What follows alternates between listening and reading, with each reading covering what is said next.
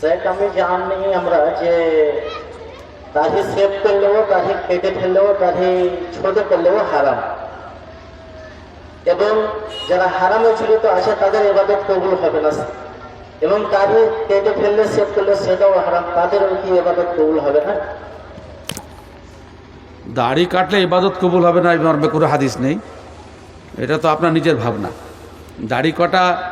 দাড়ি কাটা কাবিরা গুনাহ, কাবিরা গুনাহ মানে আর সব আমল বাতিল কথা তো নয়। হ্যাঁ, কাবিরা গুনাহ রাসূল সাল্লাল্লাহু আলাইহি ওয়াসাল্লামের সুন্নাতে নাফরমানি হওয়ার কারণে তার যা শাস্তি হওয়ার হবে, কিন্তু সে সঠিকভাবে যদি নামাজ পড়ে, নামাজের না কিছু দেখতে পাবে, আমি আমার মিসকাল যারাতেন খায়রান ইয়ারা, সেগুলো আরও দেখতে পাবে। দাড়ি কাটা ইমান বিধ্বংসী আমল নয়। আর সে যদি ভাবে যে দাড়ি রাখা ইসলামের বিধান নয়, সেজন্য কাটছে, তাহলে কিন্তু সে কাফের হয়ে যাবে। কেননা যালিকা বিআন্নাহুম কারিহু মা আনজালাল্লাহু ফাআহবাতা আমালাহুম, যারা ইসলামের কোনো বিধানকে ঘৃণা করে, ইসলাম ধ্বংস হওয়ার যে 10-12টি কারণ আছে, তার মধ্যে অন্যতম কারণ হচ্ছে ইসলামের কোনো বিধানকে ঘৃণা করা কিংবা ঠাট্টা মজাক করা, ইস্তেহজা কুফর করা।